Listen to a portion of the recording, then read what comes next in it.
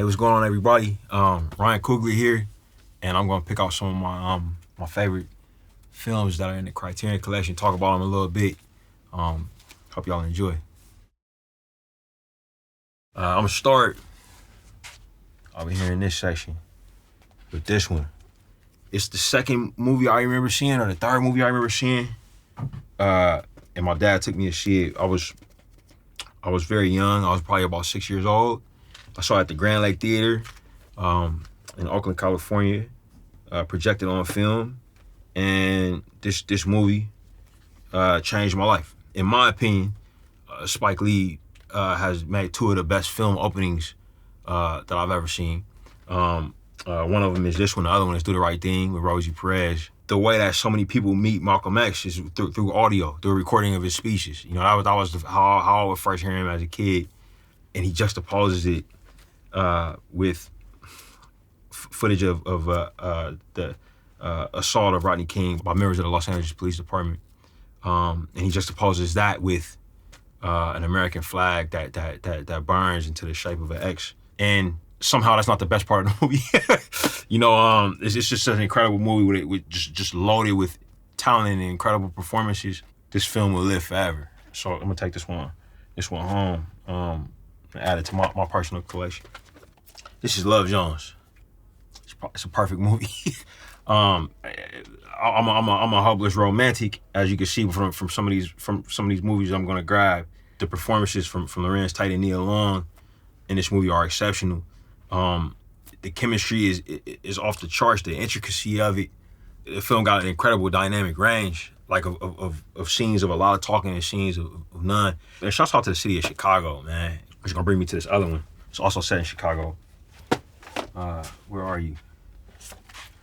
This is Thief, by Michael Mann. And I'm gonna grab another movie that I think has to be in conversation with this. All right, so this is Thief, by the great Michael Mann.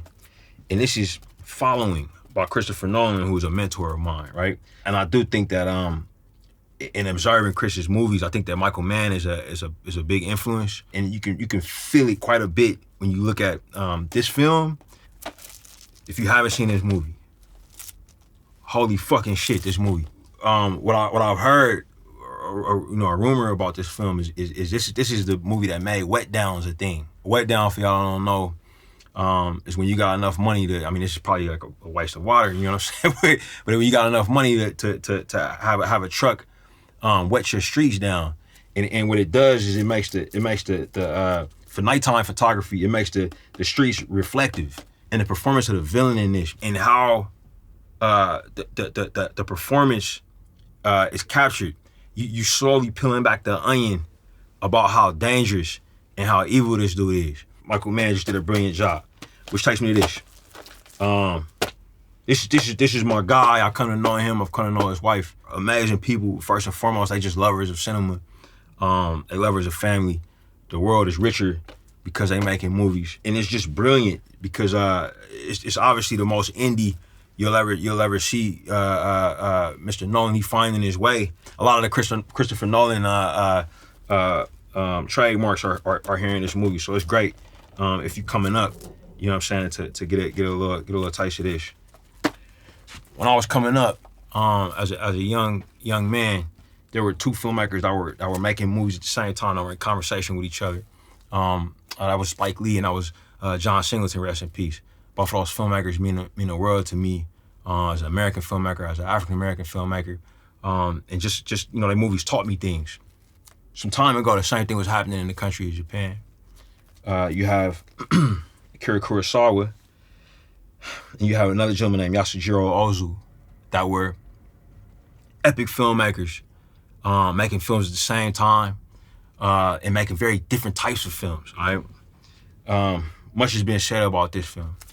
What I think he was the greatest at, in terms of things I've learned from watching his films, is the art of blocking. The other thing he's great at is poetic fallacy, choosing when to use wind and rain. It's just insane. Ozu is a filmmaker who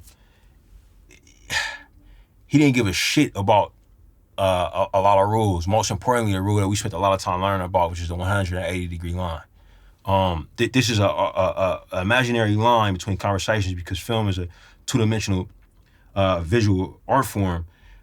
If you move the camera across this imaginary line, what will happen in the editorial process is it will look like characters are looking in different directions, which can sometimes be confusing or can put an audience in a state of unease. Ozu didn't give a fuck about the line. I mean, he would jump it all the time. He also was very famous for shooting doorways. But what I'm gonna talk to you about with Ozu right now in this movie is his capacity for the most emotional endings you'll ever see in your life. Holding your hand through all the story, and making you fall in love with characters, and then just ripping your heart out at the end of the movie in a way that oftentimes leaves you sobbing, but also in a way that makes you question everything that you saw before. Late Spring is a great example of this. Late Spring was the first Ozu movie I ever saw. I saw it before I had children. Obviously, I was in my 20s. And it's a story about a father and a daughter at his heart. Watching this movie, along with making my first film, Fruitvale Station, made me realize that I wanted to be a father. This is Devil in a Blue Dress by hometown hero Carl Franklin. So this movie's a masterpiece. Massive influence on my latest picture, Sinners. But it's a great migration movie. It's about Los Angeles, but the characters are all from Houston. And it's just beautiful, man. It's a Walter Mosley adaptation.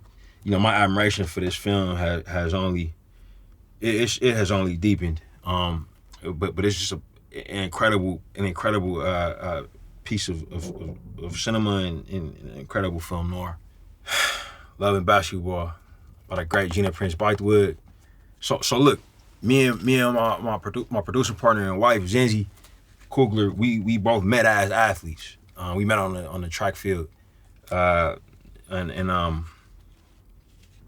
man, this movie is about two athletes falling in love with each other, dipping in and out of each other's lives in their pursuit of athletic greatness. And I can't look at this movie and not see us. I can't look at this movie and not think about where I was when I first saw it. I was in high school.